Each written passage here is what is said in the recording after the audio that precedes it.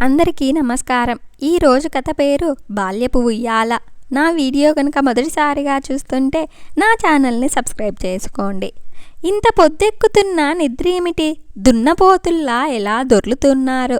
రాను రాను వీళ్ళ నిద్ర గంటలు శృతి మించుతున్నాయి. ఎంత సెలవులైతే మాత్రం ఇంత పొద్దెక్కేదాకా పడుకోవాలా? నువ్వు కూడా వాళ్ళని చెడగొడుతున్నావు. టైంకి రోజు నిద్ర లేపే బాధ్యత నీదే కదా. విరుచుకుపడ్డాడు రమేష్. బావుంది, అది రోజు వాళ్ళకి స్కూలు, మీకు ఆఫీస్ ఉండే సంగతి. ఇప్పుడు నా పని తడిచి మోపెడవుతుంది. ఇంట్లో ఉన్నప్పుడైనా సాయం చెయ్యొచ్చుగా. వాళ్ళని లేపే సంగతి మీరు చూసుకోండి. నిక్కెచ్చిగా చెప్పి అక్కడి నుండి వంటగదికి వెళ్ళిపోయింది.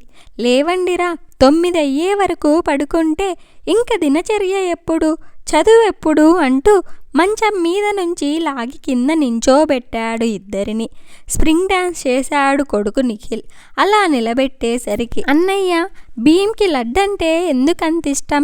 నాకైతే ఆవలిస్తూ ఒళ్ళు విరుచుకుంది లాస్య. ఎప్పుడు టీవీ, తిండి, ఇదే గోల. చదువు సంధ్య అస్సలు లేదు.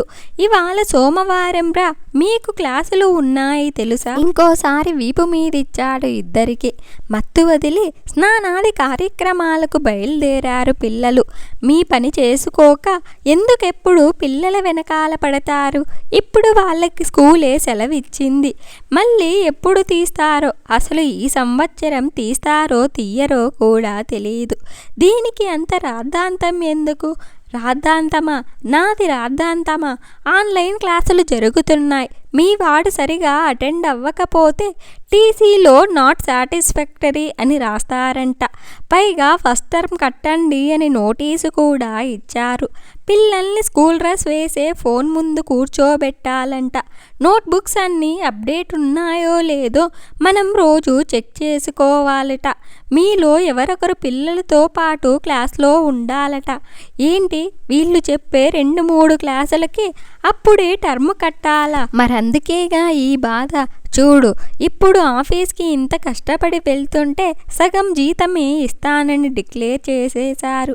అందులో వీళ్ళకి టర్మ్ ఫోను, ఇంటి ఖర్చు, నా బయట ఖర్చులు వెళ్ళాలి. ఆ టైంలో వీళ్ళు బాధ్యతగా చదవకపోతే ఎలా? కొంచెం బాధగా అన్నాడు భార్యతో. నిజమేనండి, నేను ఆలోచించలేదు. ఏదో పిల్లలులే అనుకుంటున్నాను.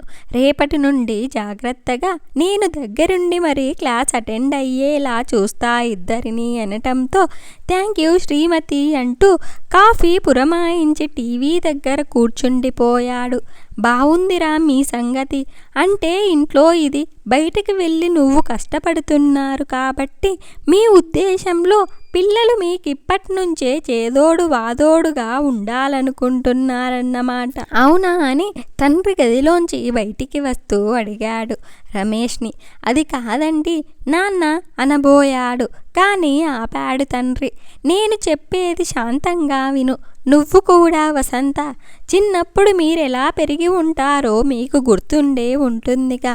ఇంట్లోంచి బయటికి వెళ్తే ఎప్పుడు తిరిగి వస్తారో తెలియదు. ఎంతసేపని ఎదురు చూసేవాడిని నేను.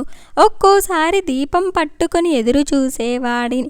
నువ్వు మాత్రం కులాసాగా నడుచుకుంటూ వచ్చేవాడివి. సెలవు రోజుల్లో నీ కన్ను 10 అయితే కానీ తెరుచుకునేది కాదు. మీ నానమ్మ ఎదిగే వయసురా వాడిది, కొంచెం సేపు పడుకోని అని మందలించేది నన్ను. మీరు చదివింది తక్కువ, ఆడుకుందెక్కువ. స్కూల్కెళ్ళమంటే గోళీలాడుతూ ఎన్నిసార్లు నాకు దొరికింటావు?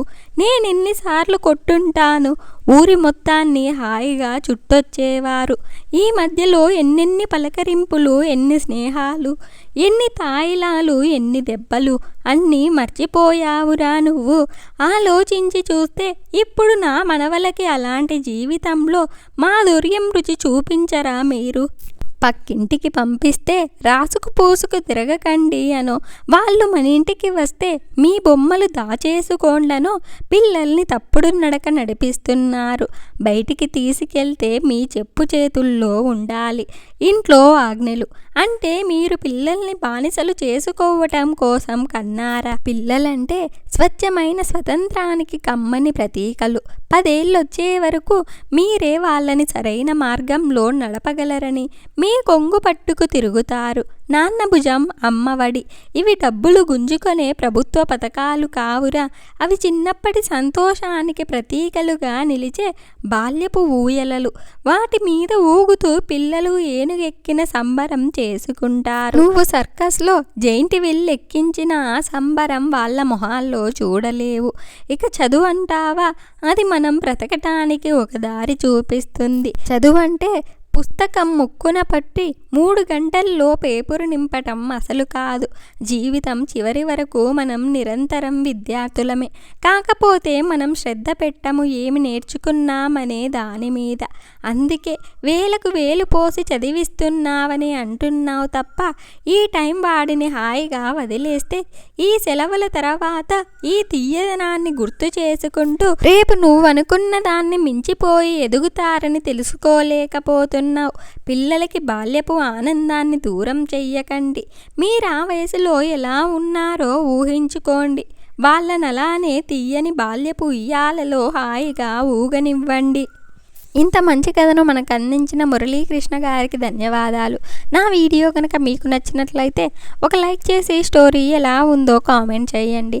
నా ఛానల్ సబ్స్క్రైబ్ చేయకపోతే వెంటనే సబ్స్క్రైబ్ చేసుకోండి.